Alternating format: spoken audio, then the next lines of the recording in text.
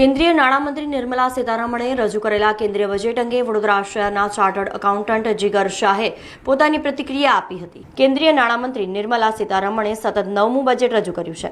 બજેટમાં ઇન્કમટેક્સ પર કોઈપણ પ્રકારની છૂટની જાહેરાત નથી કરાઈ। વર્તમાન ઇન્કમટેક્સ સ્લેબમાં કોઈ ફેરફાર કરાયો નથી। કેન્દ્રીય બજેટ 2026માં નાણામંત્રી નિર્મલા સીતારમણે કરદાતાઓ માટે મોટી રાહતની જાહેરાત કરી છે।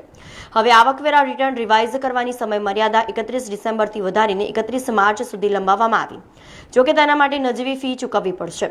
આ ઉપરાંત આઈટીઆર ફાઇલ કરવાની ટાઈમ લાઇનમાં પણ ફેરફાર સૂચવાયો, જેમાં આઈટીઆર 1 અને 2 ભરનારા વ્યક્તિગત કરદાતાઓ 31 જુલાઈ સુધી રિટર્ન ભરી શકશે, જ્યારે ટ્રસ્ટ અને નોન ઓડિટ બિઝનેસ માટે આ મર્યાદા 31 ઓગસ્ટ સુધી રહેશે, જેમાં આઈટીઆર 1 અને 2 ભરનારા વ્યક્તિગત કરદાતાઓ 31 જુલાઈ સુધી રિટર્ન ભરી શકશે, જ્યારે ટ્રસ્ટ અને નોન ઓડિટ બિઝનેસ માટે આ મર્યાદા 31 ઓગસ્ટ સુધી રહેશે। નાણામંત્રીએ બાયબેક કેપિટલ ટેક્સનો પ્રસ્તાવ પણ રજૂ કર્યો। વિદેશી રોકાણને આકર્ષવા માટે બોન્ડેડ ઝોનમાં મેન્યુફેક્ચર્સને કેપિટલ ગુડ્સ અને સાધનો પૂરા પાડતા બિન નિવાસીઓને 5 વર્ષ માટે આવકવેરામાંથી મુક્તિ આપવાની મોટી જાહેરાત થઈ। ત્યારે કેન્દ્રીય બજેટ અંગે વડોદરા શહેરના ચાર્ટર્ડ એકાઉન્ટન્ટ જીગર શાહે પોતાની પ્રતિક્રિયા આપી હતી અને સરળ શબ્દોમાં બજેટ અંગે માહિતી પણ આપી હતી। બજેટ જે છે ઓવરઓલ લાઈક વિકસિત ભારત 2047નો જે ટાર્ગેટ છે તે ટાર્ગેટને લઈને બજેટ ઓવરઓલ સારું છે। ટેક્સેશન રિલેટેડ એઝ સચ એવા કોઈ મેજર ચેન્જીસ નથી, બીકોઝ ઇન્કમ ટેક્સ એક્ટ 2020-25 જે ઓલરેડી લાસ્ટ બજેટ કે લાસ્ટ યરમાં ઇન્ટ્રોડ્યુસ થઈ ગયો છે અને જે 1/4/26થી 1 એપ્રિલ 2026થી એપ્લિકેબલ થવા જઈ રહ્યો છે। તો મેજર ચેન્જીસ એ ઇન્કમ ટેક્સ એક્ટ 2025માં ઓલરેડી થઈ ગયા છે। એના છતાં પણ નાના મોટા ચેન્જીસ જે છે તો જે આ બજેટની અંદર આપણા ફાઇનાન્સ મિનિસ્ટરે એનાઉન્સ કર્યા છે, સમ ઓફ લાઈક કે ટીસીએસ કે જે ફોરેન ટ્રાવેલની અંદર ટીસીએસ અત્યારે 5% અને 20%નો રેટ હતો કે જે ટીસીએસ જે પણ ફોરેન ટૂર પર જાય તેનો 5% ટેક્સ કલેક્ટ ગવર્મેન્ટ કરી લેતી હતી અને જે પાછળથી 1-1.5 વર્ષે જ્યારે રિટર્ન ભરાય ત્યારે રિફંડ મળતું હતું, તો એ અમાઉન્ટને 5%ની જગ્યાએ 2% કરી દીધી છે। એવી જ રીતે ફોરેન એજ્યુકેશન માટે પણ જે બહાર જતા હતા તેમાં પણ 5% ટીસીએસ હતું, તો 5% ટીસીએસ રિડ્યુસ કરીને 2% થઈ ગયો છે।